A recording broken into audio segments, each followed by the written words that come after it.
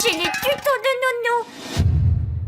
Bonjour chers amis traders, vous m'entendez souvent parler de volume par prix et de notions d'écartement, de range, de retour au point consensuel, et plusieurs d'entre vous m'ont envoyé des mails en m'expliquant de quoi il s'agissait. Alors bien sûr il y a la formation qui explique ça tout en détail, la formation trader avec les volumes, mais je voulais vous donner quelques billes qui servira autant à ceux qui ont acheté la formation qu'à ceux qui suivent un petit peu mes vidéos, pour comprendre un peu la manière d'interpréter ça, enfin, sans forcément qu'il y ait une notion vraiment de cause à effet, mais en tout cas un modèle de représentation qui permet d'expliquer un peu comment ça fonctionne et qui s'avère tout à fait efficace sur le terrain, donc c'est pour ça que je pense que c'est intéressant que tout le monde le sache.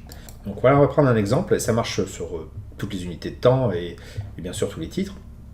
On est sur le titre Bouygues, donc là bon, je suis en bougie Aiki-Nashi, si vous me suivez depuis un petit moment, vous savez que les points correspondent à la clôture de la bougie, la clôture normale de la bougie.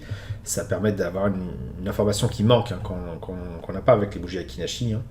Et le côté gauche représente les volumes par prix. Les volumes par prix, qu'est-ce que c'est? En fait, c'est pour chaque niveau de prix qui apparaît ici, hein, de là à là, hein, tous les prix qui sont ici.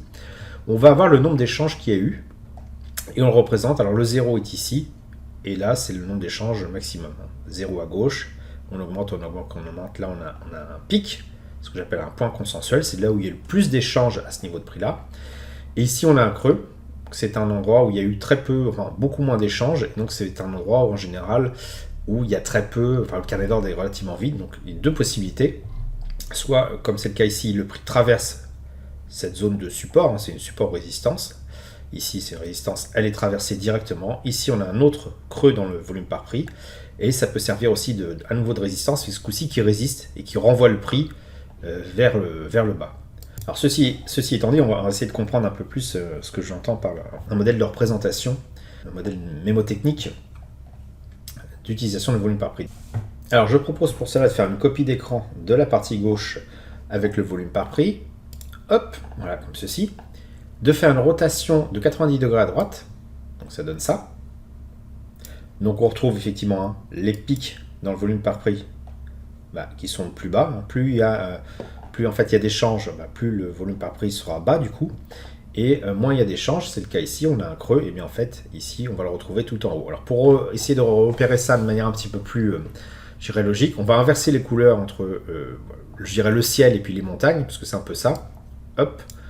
Et voilà, donc les pics deviennent des vallées et les creux deviennent des pics. Hein. On inverse un peu la topologie. Alors pourquoi faire ça? Imaginez que, voilà, on a dit hein, tout d'abord que le volume par prix, quand il était au maximum, c'est là où il y avait le plus d'échanges, et lorsque le prix est là, il a tendance à y rester. A l'inverse, lorsqu'on est sur des volumes par prix où c'est un creux, et bien en fait, le prix a tendance soit à rebondir dessus, soit à passer à travers. C'était le cas ici, hein, le prix, hop, il passe à travers, alors qu'ici, il rebondit. Et là, l'avantage, c'est que si on imagine une petite boule, comme c'est le cas ici avec mon curseur, si on imagine qu'on a une boule ici, et qu'elle commence à descendre là, elle va certainement aller au fond du ravin. Tout simplement. Ici, si j'ai une boule ici, et que je commence à dévier un peu, il y a de fortes chances que je revienne au point consensuel, et donc, d'une manière un peu imagée, que le prix tombe au fond du ravin. Et a tendance peut-être même à y rester. Alors que lorsque je suis en haut, je suis en déséquilibre. Quand je suis à ce niveau-là, on l'a dit tout à l'heure, hein, c'est par exemple un support, soit je rebondis dessus, soit je passe à travers. Si voilà, je viens du bas et que je passe à travers, je continue dans le trou suivant. Si je viens du bas et que finalement le support ou la résistance fait office de blocage, hop, je vais être renvoyé vers le trou précédent. Donc c'est ça un peu le concept, et je vais essayer donc de le représenter avec le montage en faisant la rotation, et alors je sais pas si j'arriverai à faire le changement de couleur, mais en tout cas en faisant la rotation pour l'incruster ici, et on va regarder ce qui se passe au niveau du prix au fil du temps. Donc je me remets à peu près ici, hop, voilà.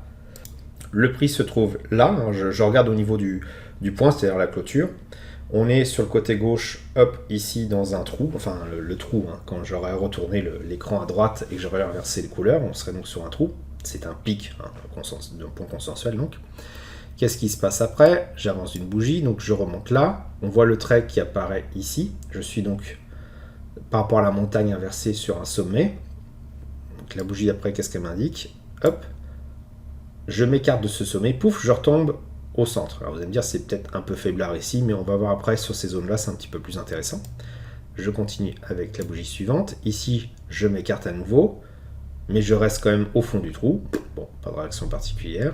Ici, on a le prix qui remonte. Je me retrouve à nouveau sur un pic. Enfin, un pic vraiment toujours inversé. Hein. J'inverse, c'est pas évident à représenter. Donc je suis au sommet. Qu'est-ce qui se passe après? Hop, le prix remonte. Donc voilà, je me retrouve vraiment pour le coup sur un vrai pic ici. On a une pointe, une flèche. Qu'est-ce qui se passe après? Le prix redescend. Hop, c'est le cas ici. Et en fait, bah voilà, il va avoir tendance à redescendre au fond du trou. Alors celui-ci ou celui-ci, on ne sait pas trop. On va voir après. Il continue de descendre. Oui, donc il va certainement tomber au fond du trou. Voilà, c'est le cas ici. Il est tombé au fond du trou. Qu'est-ce qui se passe après? Le prix redescend à nouveau. Donc il remonte la pente ici. Il remonte. Hop, il se maintient. Et après, pouf, il redescend. Et jusqu'où il redescend? Il va déjà redescendre au moins une fois ici. Et c'est ce genre de mouvement qui va nous intéresser. À partir du moment où il commence à redescendre, il va certainement tomber au fond du trou. Après qu'il continue sur son élan, ça on peut pas trop le savoir. Mais voilà, c'est ça un peu le mécanisme du range. Quand on s'écarte du point consensuel, on a tendance à y revenir. Et là, on a la démonstration flagrante. Ici, hop, le prix est arrivé sur ce pic inversé. Hop, qu'est-ce qui se passe après? Il retombe au fond du trou. Pouf. C'est assez flagrant. Enfin, ça marche pratiquement à chaque fois. C'est juste un modèle de représentation, hein, c'est pas bien sûr la réalité, mais ça aide vraiment à comprendre ce qui se passe et à prendre peut-être de décisions peut-être plus rapides, surtout dans une unité de temps plus rapide, pour savoir un petit peu comment faire du scalping. Donc je continue, hop, on s'écarte à nouveau du point consensuel, pardon, on arrive sur le pic inversé. Je crois même qu'on l'a légèrement dépassé. Qu'est-ce qui se passe après? On le dépasse, hop. Donc il y a fort à parier qu'on va tomber alors, soit ici, soit là, on ne sait pas encore.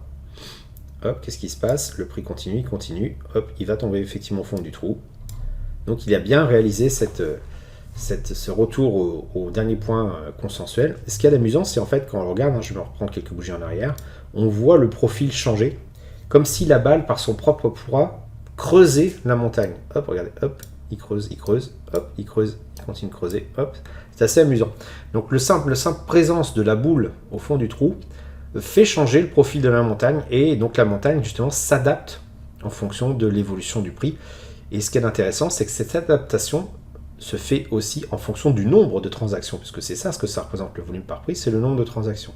Il n'y a pas que juste l'évolution du prix, ça monte ou ça descend, il y a l'impact des transactions qui intervient et qui fait que le volume par prix, cette espèce de profil de montagne, commence à prendre tout son sens, surtout lorsqu'on fait cet effort justement de faire une rotation et de s'imaginer qu'on inverse les pics et les creux. Qu'est-ce qui se passe par la suite? Le prix, il s'écarte du trou, donc il remonte la montagne, donc ça c'est clairement des gens qui le font monter. On arrive au sommet. Alors au sommet, qu'est-ce qui peut se passer? Soit le prix est rejeté, c'est ce qu'on dit, hein, c'est le principe d'une résistance, et auquel cas il y a fort à parier qu'il va retomber au fond du trou. Soit la résistance ne s'oppose pas plus que ça à l'évolution du prix vers le haut, et auquel cas on va certainement rejoindre le niveau d'après. Donc je continue, qu'est-ce qui se passe? On voit qu'il y a a priori un petit rejet, mais on est toujours au sommet de la montagne. Hop, voilà, on est toujours au sommet. On voit au passage que le trou se creuse. Voilà, un nouveau point consensuel semble se dessiner, mais ça ne va pas durer, parce qu'à un moment donné, il y a une décision va se prendre, et hop, on part vers le haut. Qu'est-ce qui va se passer? Il y a fort à parier, effectivement, hop, qu'on tombe sur le trou d'après, hein, dans la montagne, c'est le cas ici, on y reste un petit moment. Voilà, qu'est-ce qui se passe après? On s'en écarte, et là, pouf, qu'est-ce qui se passe quand on s'en écarte? On retombe au fond du trou précédent, c'était le cas ici. On les retombe au fond du trou, on l'a même dépassé. Alors pour les puristes, parce que là c'est des bougies en journée, on pourrait imaginer que voilà, le prix a descendu, il est remonté jusqu'ici, et que peut-être en unité de temps inférieure, on aura vu un reflux, ce qui laisse à penser qu'on va revenir sur le trou d'après ici. Et qu'est-ce qui se passe après? On voit finalement que ce rejet ici du prix, il est remonté effectivement jusqu'au sommet de la montagne, et il est bien redescendu, hop, jusque là, jusqu'au trou. Mais voilà, il fallait être sûr qu'on ait bien un démarrage de retour vers le haut pour être sûr que ce support-là fasse son office et renvoie la balle, vers le trou. Si jamais il l'avait traversé, il y aurait eu fort à parier que la balle ait continué son chemin en tombant dans ce trou-là, et ce qui aurait fait apparaître le prix ici. Donc là, c'était pas le cas. Qu'est-ce qui se passe après? On a un rejet à nouveau. Enfin, une bougie une par une. On est ici. On est au sommet de la montagne. Qu'est-ce qui se passe? On commence à s'avancer dans le trou, donc il y a fort à parier qu'on va tomber au fond. Ça n'a pas loupé. Ça a été assez rapide d'ailleurs. Hein. Hop, on est tombé au fond du trou. Hop, on continue. Donc là, on arrive au mois de février. Hein. On a à nouveau le prix qui redescend. Qu'est-ce qui se passe? Il arrive sur le niveau ici. Il a l'air de tenir. Il y a un rejet. Qu'est-ce qui risque de se passer? Un retour sur le prix ici. C'est le cas. Voilà, on arrive à 30-40. Donc 30-40 ici et 30-40 ici. On est retombé au fond du trou. Donc trou qui se creuse au fur et à mesure, au passage. Voilà. On change le profil de la montagne et on continue. Voilà. À creuser le trou. Après, on s'en écarte relativement de manière importante. On arrive sur ce sommet-là. Qu'est-ce qui se passe? Il y a un reflux qui apparaît ici, une mèche qui apparaît ici. Donc, le prix semble être rejeté sur le pic. Qu'est-ce qui se passe après? On ne sait pas encore. Là, on voit qu'il retombe ici. Et qu'est-ce qui se passe? Il tombe au fond du trou.